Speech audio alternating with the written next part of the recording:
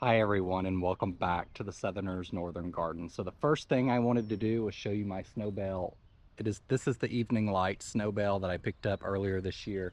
It is in full bloom, and it's quite a sight, honestly. It's very different to have in the garden. It's not a huge showy piece right now. It is a nice structure in this area, and it's covered with blooms, even on the tiniest of stems. It grows kind of slow, but over the years, I think it will fill out really nicely in the space because it stays really kind of small. It's a smaller tree just for interest. And so I'm really pleased with how it's performed this year, just its first year in the garden. Here's a little closer up of the bells, or the snowbells. They do kind of look like the little snowflakes that you can plant as bulbs in your garden. They're just little ballerina skirts pretty much. But today I'm also avoiding the rain. It's a very rainy day here and there. But I was creating another stone pathway in my garden, and I just wanted to walk you through that process because I kind of have a rather lazy process, and I'm not really shown it in my garden because typically it can be a lot of heavy lifting. Just moving the rock is primarily the issue. And so I'm going to show you a couple that I've done in my garden. These are all in the back. The first one is around the bench, which would have been probably the second one I created in the garden. The first one was around the fountain up front, which is where all the moss is, which I just showed in a video the other day. This is kind of the second one I created with just some different stone here. I really love the look of it. I do need to come through and remulch this area. I went and picked up some mulch as part of this project, and I still am going to be mulching for the rest of this weekend to hopefully get all of that done for the year. But you can see these are kind of more intermixed and fit together closely. It's not planted with anything in between it. It's just rather simple. It just needs some mulch thrown over it. I found that these smaller rocks tend to move much more easily. And so it's kind of difficult, not necessarily walking on, but if you need to pull a cart into the garden or anything, I would not recommend going with the smaller stone. And so I've got multiple methods that I've done here, and so I'll just walk you through all of them. This is one that I created last year under my moon gate, and I really love it. The issue here was Jess from Roots and Refuge helped me, and these things were so heavy to move. They also, because they're thinner pieces of slate, are more apt to break if they get a lot of weight on them. Like this was a thin piece right here that broke off. Not a big deal, gives it a little more character, but it's just a little more effort to get in, a little more difficult to level out. So that's also an option. This one I interplanted with the dwarf mondo grass, which is coming up. It did die back a little bit. That was a late season project, and so the grass didn't have time to settle in as much before winter. There's lots of weeds in here I need to come pull as well, but most of the grass did survive, and it's starting to come back. It'll do much better when the heat heats up. Another option is just simple pavers, and so I took that route because I was able to get them cheaply. Was this last year or the year before? It was the beginning of last year, and so I just kind of laid down pavers here. This isn't my favorite. I don't love it, but it's kind of hidden by this bed here. And the purpose of this was just to access my earth boxes and herbs here. It serves its purpose. The dwarf mondo grass will grow between it. It's not perfectly fitted in there either. My goal with this was not perfection, it was utility, and it certainly served that purpose and done a good job otherwise. I did show you the most recent path that I did, and that was to the shed. So I took a little different aspect here. I got more symmetrically square stones, and they were a consistent size. And so I think I picked them up locally at a hardscape store. I've seen a lot of people ask where I get my stone from. Any hardscape store in your area should have them. Snyder's is where I got mine. Snyder Brick and Block. So if you're local, Snyder's has this stone you can go through. You can pull your truck up, lay them out. And so like with the bigger paths, like the one beside the moon gate, I laid that out on the concrete there, knew the dimensions that I needed and the kind of the way I wanted to take it. And after that, I loaded it up in my RAV4 and we were on our way. For this one, I knew I wanted it roughly 3 feet wide.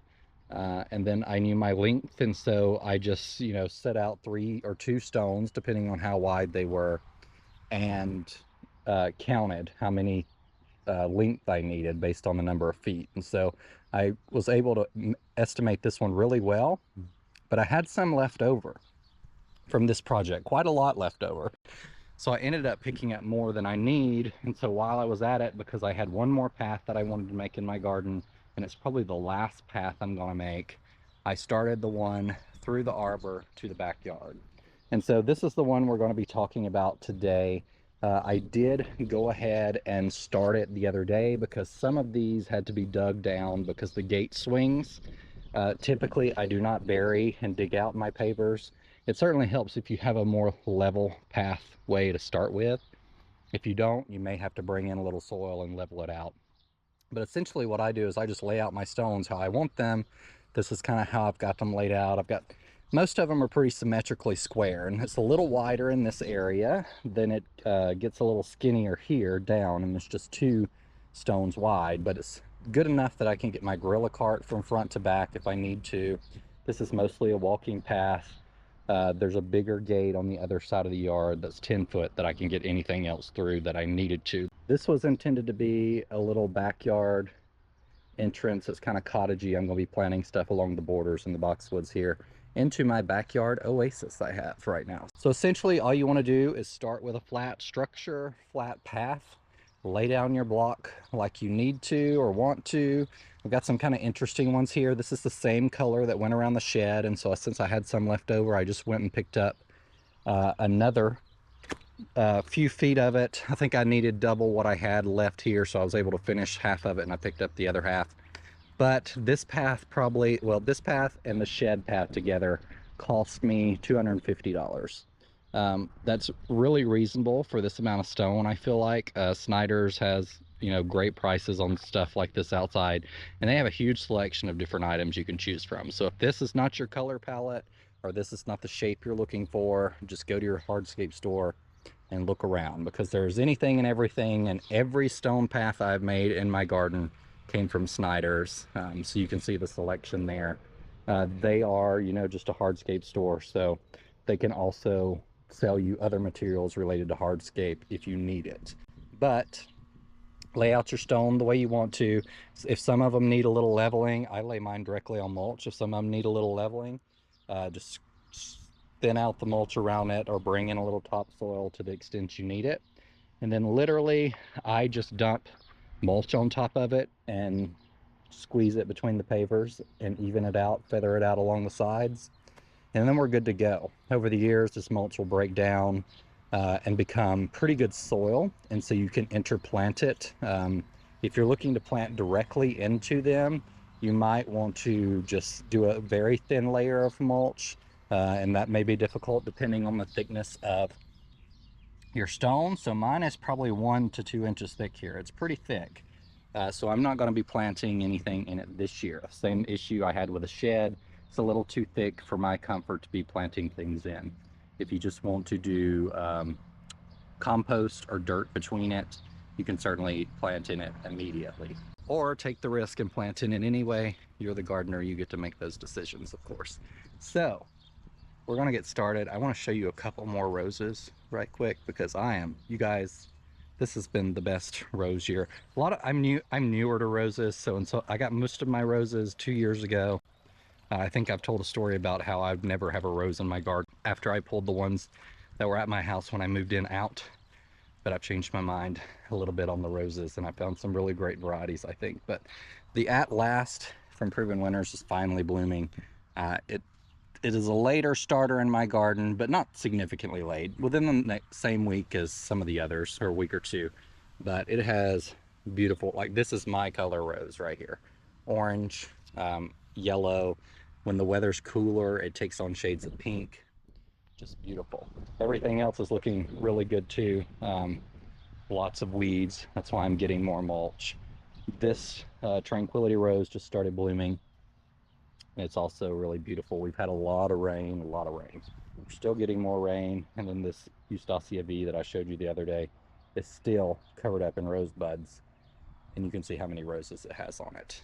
But I'm gonna set the camera down now that I've showed you the process and dump the mulch in the stone pathway, and we'll show you what it looks like and show you just that process so it's easy for you to understand.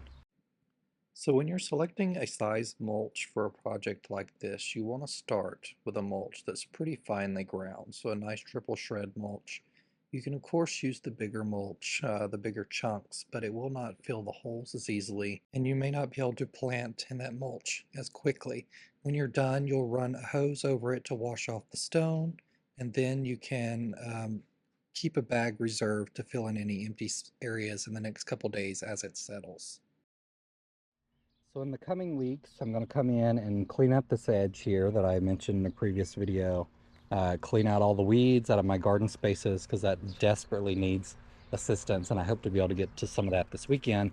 But this is kind of what you're left with. Your pavers will settle, of course, over time a little bit. Some might become a little wobbly, so you'll have to come through and adjust those just like you would any other stone path. I have not found that to be a huge issue. In fact, I can't remember, except on 1 or 2 occasions, that I've actually done that since I started this method 3 to 4 years ago now. And I hope showing you the process will allow you to add a little design very inexpensively to your garden. And maybe you should go grab some block this weekend and try it out.